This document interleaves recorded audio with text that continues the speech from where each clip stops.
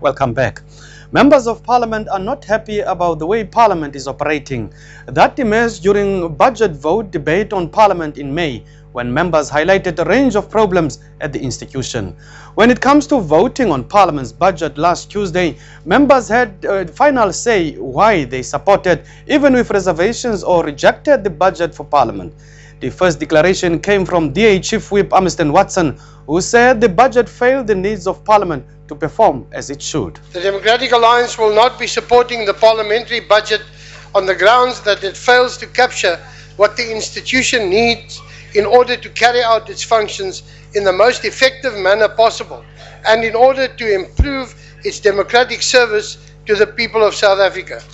The budget of Parliament, in fact, measures Parliament's performance on indicators that give no sense as to the success with which the institution is actually performing. For example, it tells us the number of bills passed per year, but not the number of bills repealed or challenged in court. It tells us the number of questions put to the executive, but not the number of questions that remain outstanding. As a consequence, on the one hand, the budget either underinvests or in certain areas provides no investment in key areas that would support improvements in Parliament's internal functioning.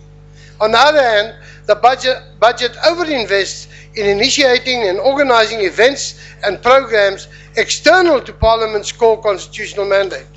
The Democratic Alliance cannot support the budget so inaccurately captures the true role of this Parliament and what it actually needs in order to be a Parliament of the people. The Congress of the People also had its reservations on the manner in which Parliament carried out its functions of scrutinizing and oversight, but nonetheless supported the vote on Parliament. The IFP's Chief Whip, Koos van der Merwe, said Parliament was actually performing well, but the Freedom Front Plus, Dr. Corne Mulder, disagreed. We pick up on COPE's declaration of vote on Parliament's budget vote.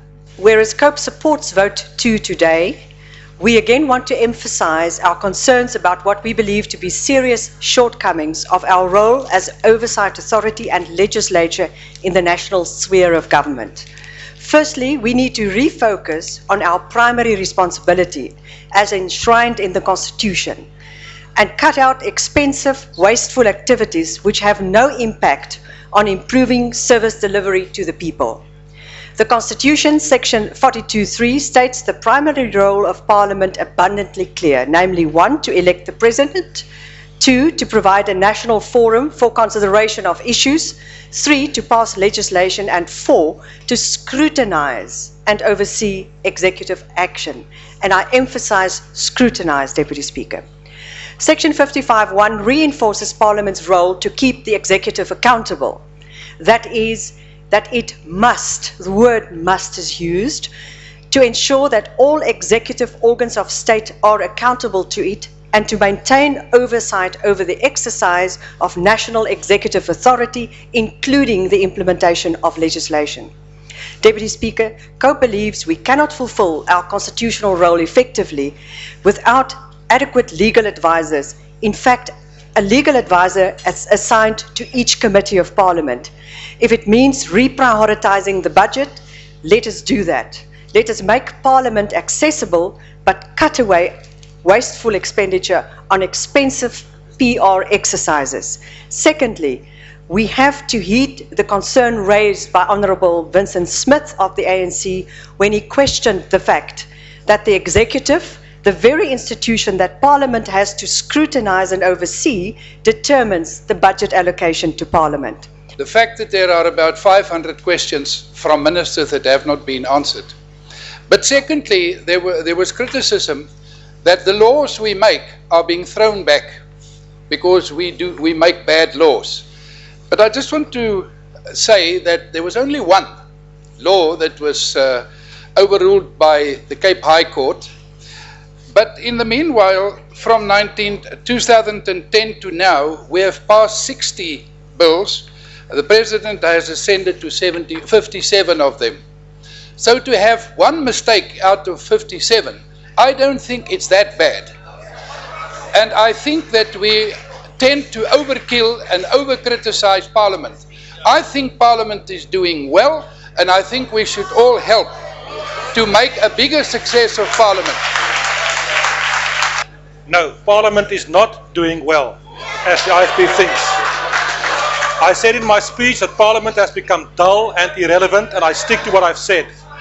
The fact of the matter is that the problem with Parliament is not that there's not enough funds. There are more than sufficient funds to run Parliament.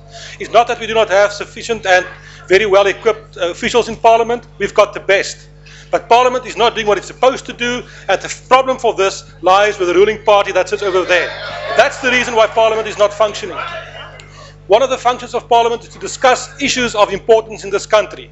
We can never find time to discuss those kind of things. We discuss every irrelevant little thing, but the true issues in South Africa are never discussed. One of them, what we should perhaps discuss, is why is the Minister of Housing not in the House this afternoon? Could it be that it's perhaps something to do with yesterday's NEC meeting? I don't know. But the fact of the matter is, we never discuss the real issues in Parliament. We cannot support this budget until that is set right.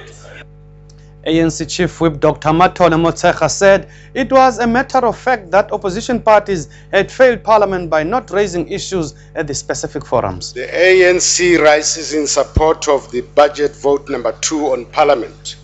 We wish to congratulate the Speaker for his commitment to transform this institution and his acknowledgement that there is a need to capacitate the institution and its organs, and also are wondering why political parties which were given ample opportunity by the Speaker in the POA and in the Chiefs Word Forum have failed to raise the things that they want improvement on. So it means that they are not dishonest. We are mindful of the challenges that we confront in the execution of our duties with regards to oversight, the quality of legislation we pass, our ongoing efforts to enhance the rules of Parliament, and very practical challenges of implementing the Money Bills Amendment Procedure and Related Matters Act. I think, Honourable Deputy Speaker, it is important to remind Honourable Mazibuko that Parliament is not a place for wage negotiations, and Honourable Lekota should understand that the Constitutional Assembly has long completed its business. So he must not be raising issues that belong to that Constitutional Assembly Speaker, in this House. The Chief Whip is totally out of order. We are not discussing the vote of the President. We're discussing Parliament.